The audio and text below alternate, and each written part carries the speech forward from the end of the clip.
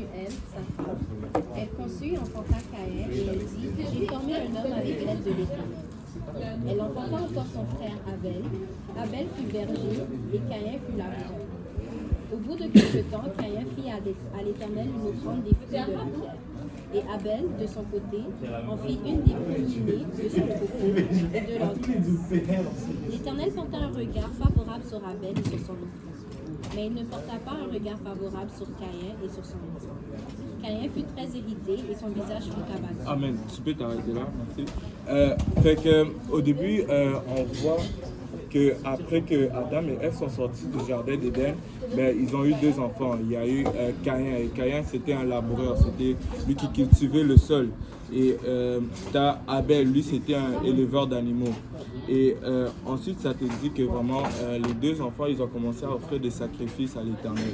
Et je voulais qu'on regarde un peu le sacrifice d'Abel. La Bible nous dit que quand Abel a offert un sacrifice, ben, il a offert le sacrifice de premier-né.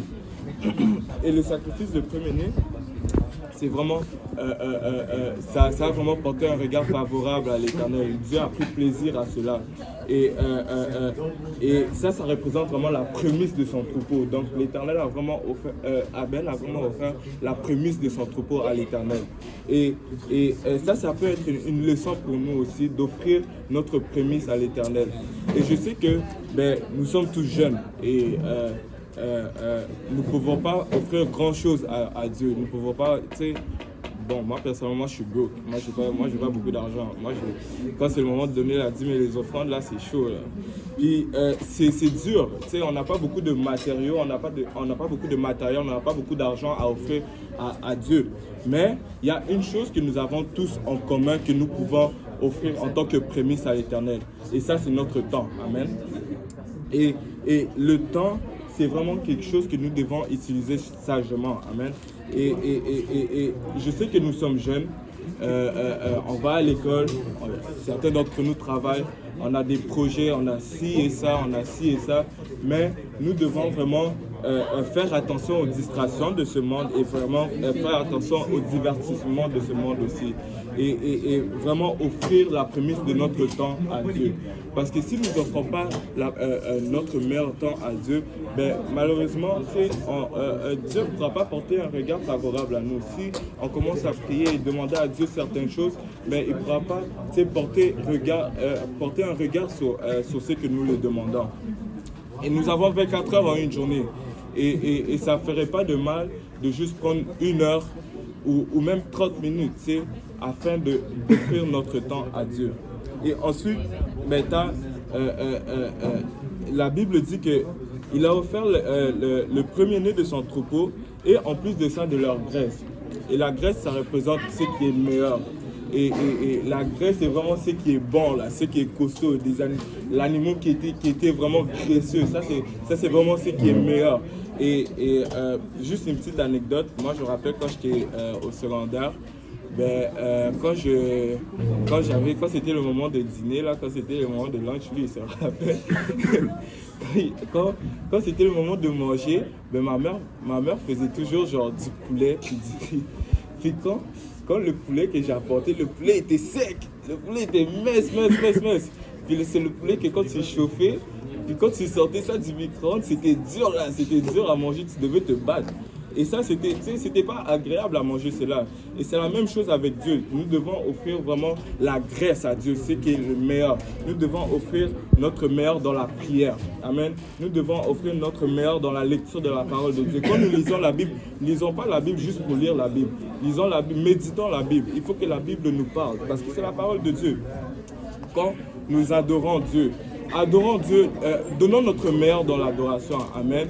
Moi, personnellement, si j'étais capable de faire des backflips, je l'aurais fait durant l'adoration. Si j'étais capable de faire des backflips, frontflips, je l'aurais fait parce que je vais donner le meilleur à Dieu durant l'adoration.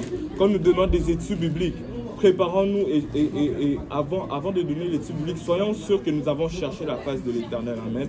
Et ça, c'est vraiment donner le meilleur à Dieu. Et si quelqu'un peut lire Malachie chapitre 1, versets 6 à 8.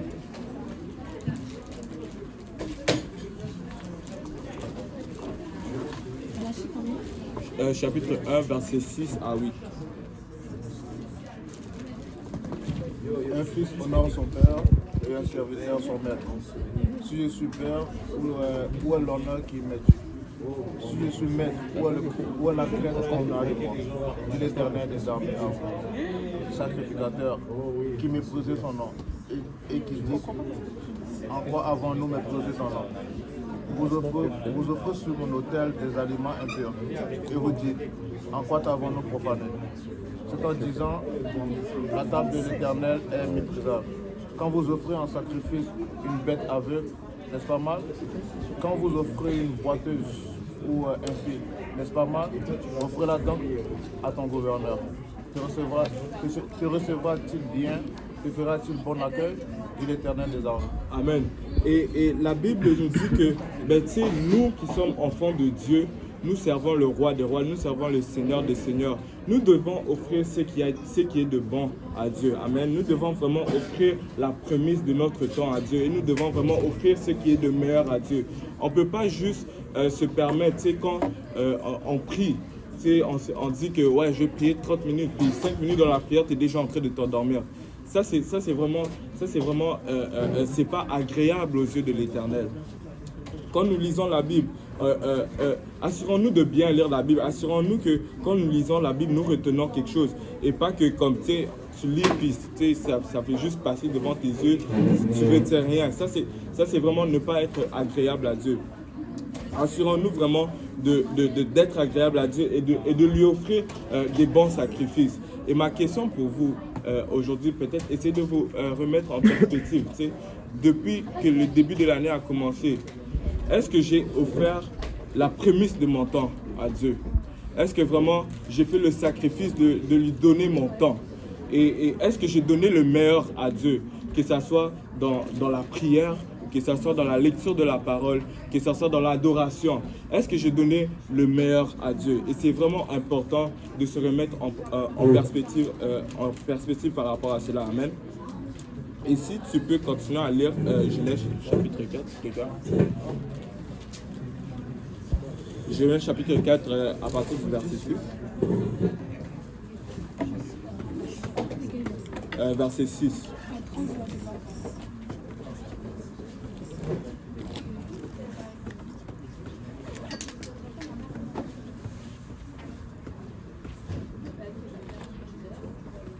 Genèse 4, 6.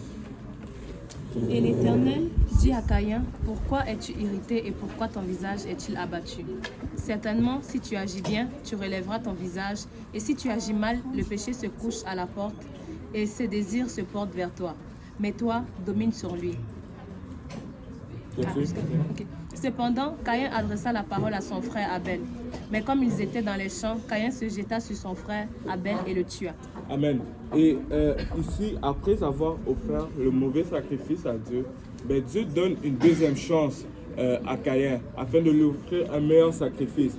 Et il lui dit simplement, oui, tu n'as pas offert un bon sacrifice, mais tu peux faire ce qui est bien. Parce que Abel